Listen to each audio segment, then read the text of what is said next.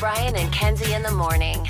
And Chicago's alternative all day. Q101. Kenzie's Krimes. Milwaukee police found body parts in a North Side apartment. Not because I was angry with them, not because I hated them, but because I wanted to keep them with me. Believe me, if I started murdering people, there'd be none of you left. This is evil, what those people have done to me. C says Heaven's Gate awaiting. I'm not guilty. Q101. Brian and Kenzie on Q101 with another edition of Kenzie's Krimes, a deep dive into a local murder mystery drama. And today's, you probably have seen this on the news and on your timeline. So Kenzie, why don't you take it away? Karen Schepers was 23 years old. She had long brown hair, brown eyes, and was really described as a very pretty person inside and out. She was also very musically gifted, able to play both the piano and the saxophone, and she lived in an apartment in Elgin. She also worked in Elgin as a computer programmer for First Chicago Bank Card while attending Elgin Community College. So she woke up April 15th, 1983 to a cold day, one of those like second winters. Got up early to head into her 8 a.m. shift. And she was feeling really good because not only had she gotten her tax return back, she had gotten paid that because it was a Friday. So that's a good day. After her shift, she drove her canary yellow 1980 Toyota Celica with red accent stripes. And I have to say, just based on that car, you can tell she's a party because that car sounds awesome. She drove it to Carpentersville to a bar named PM Bentley's. It was in the Meadowdale Shopping Center and at the time was known for live music. She arrived at the party at the bar, and it was a really good turnout. Over 16 coworkers came to enjoy the evening. Karen called her boyfriend Terry on the payphone, because remember, this is 1983, but her friends described the phone call as a negative one. Now, they weren't able to hear the words. They were just able to see her because she had to walk away to use the payphone. So they said her gestures and demeanor seemed very frustrated and upset. And when she came back to see her friends at the table, she let them know how annoyed she was that Terry wouldn't be joining them that evening. However, she didn't let that stop her from having fun, and all those friends and coworkers really had a great time. But no one could really remember the exact time Karen left. But one coworker named Mary Ann does remember talking with her in the parking lot around 9:30 p.m. She was also part of a hula hoop contest that happened at 12:30 a.m. at the bar. Okay? Well, that's fun. So, now, Terry didn't really get to talk to her through the rest of the weekend. He did try phoning her a few times.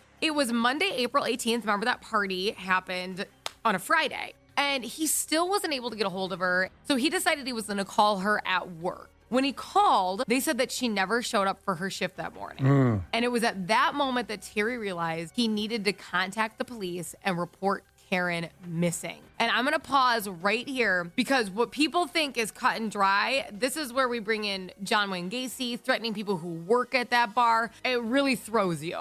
It's the story everybody's talking about, and it's in Kenzie's Krimes today, and we'll do the conclusion in 3 minutes with Brian and Kenzie on Q101.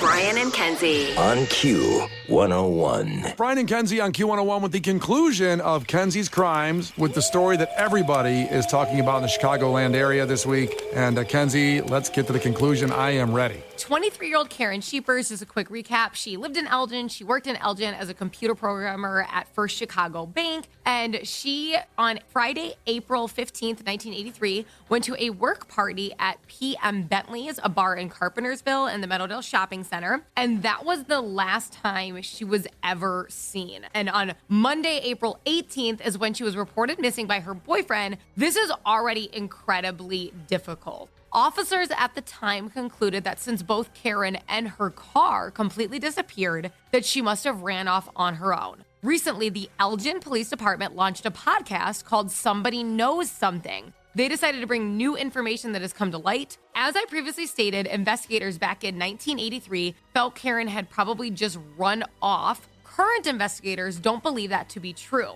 She had very close friends as well as 8 siblings, all of which claimed she would never have done that. She also made really good money as a computer programmer, and none of that money has ever been touched in her account. And finally, the missing car should have one point at this point in time shown up. Now, something that they made public information that wasn't before is that the police department actually has the legal title of the car. So if this car was ever sold legally, they would have had to know because they obtained the title. She and Terry, her boyfriend, had called off their unofficial engagement, even though they had continued to see each other. So that's a little bit odd. Now, a man who was at the bar, PM Bentley's, that very night, claims he thinks he saw Karen in the parking lot with a large biker man, which there was a lot of bikers, not ding ding, vroom vroom, that used to go to PM Bentley's. A biker man. A biker. No. And I was going to say, what sound does that make? Vroom vroom, not ding ding. Gotcha. Okay, just to clarify. And there was a lot of bikers there. And he said that the man that she was talking to was the same man that she had an argument with inside the bar earlier. And he thought that he saw them leave together. They weren't able to ever 100% check that out. Also, a week later, April 24th in 1983, after she went missing, 2 women were at that same bar, PM Bentley's, and they were speaking with 2 other men they had met there. During that conversation, somebody made the comment, some weirdo probably abducted her. And one of the sisters was talking in the parking lot to a guy. He had a huge beige van, and he said to her in the middle of this 10 to 15 minute conversation, you know that weirdo you guys were talking about earlier? Well, you're looking at him. Whoa. She freaked out. She reported the statement to the police. The police followed up and spoke with him. He had no criminal record or background, and he claims that the girl fabricated the story and that he never said that. Now, this, you guys, is the scariest of all, okay? This is what threw me. A female employee at PM Bentley's was once followed home after leaving her shift, and she lived really far, like in the Hills, and the car took every little turn with her, and it took her a little bit, and she's like, this is really scary because I kind of live in the middle of nowhere. And once she got to her home, the car slowly just kept going and driving past it. She also had stuffed animals in her car because her nickname that her mom gave her was Beaver, because she used to chew on wood pencils a lot and she had bigger front teeth. And her mom, like in a loving way, would give her these cute stuffed beavers. Multiple times she came out of the bar and saw that the stuffed animals were being strangled by the seatbelts inside of her car, with notes being left on her steering wheel. Yikes. The notes were terrifying, comparing her body to the beavers in the car being strangled. Her car had also been moved to different spots in the parking lot multiple times. She did take these letters because they were handwritten to the police. They asked her, please don't share this with many people, because if it ever comes to questioning, it'll help us if people didn't know about it. They can't blame you telling them the story. So she kept this pretty tight-lipped. Now, based on the content of the letters, she felt like it had to be a regular at the bar or someone that she worked with, because they were addressing her as Hey Beaver, like her nickname. It's not funny, but I know. Also, the car was being moved at random times. So, like different times of her shift, it wasn't always the same time. So she felt like this person has to be here a lot. This is when it broke wide open of who it was to her. She was working one day and a busboy made the comment that he was John Wayne Gacy's nephew. And he was talking about how he thinks his uncle is actually innocent and framed. He had this whole backstory. Then John Wayne Gacy's nephew let something slip. He made a comment, and she didn't say the exact comment, but he made a comment, and it was something that was in one of the letters that she never told him. She told her brother, who was a Marine, and he showed up at the restaurant and pulled that young man outside and had a conversation with him. And after that, it never happened again. That man was recently tracked down by the current investigators after this podcast. He does remember her. He does remember working there, but he denies all of the actions. And he even offered a handwriting sample to compare to the notes, since those are still on file. That's as far as that went. Now, another theory is multiple serial killers were actually active within the area during the time, including the Ripper crew. However, upon further investigation, all members of the Ripper crew had recently been arrested or imprisoned by the time Karen went missing. Brian Zugan was also interviewed because he's currently in prison, and he denies involvement. He's like an elderly man. Now, all of his murders and crimes are on the table. They have found all of them. Another oddity is she'd become estranged from her father because of how horribly she got along with her stepmother. So as investigators were looking into that relationship, they also decided, as they were investigating that, they wanted to use modern sonar technology as well as divers to search for her car in multiple bodies of water, including the Fox River. Now, it's important to note that when Karen went missing, the Fox River was actually flooding. All of the water levels were historically high. Also, at that time, cars were very heavy. They would sink quickly. The investigators did a very good job with this. It was also important to note she was at a bar that night, so even if she wasn't stumbling around drunk, a buzz can absolutely affect your quality of driving.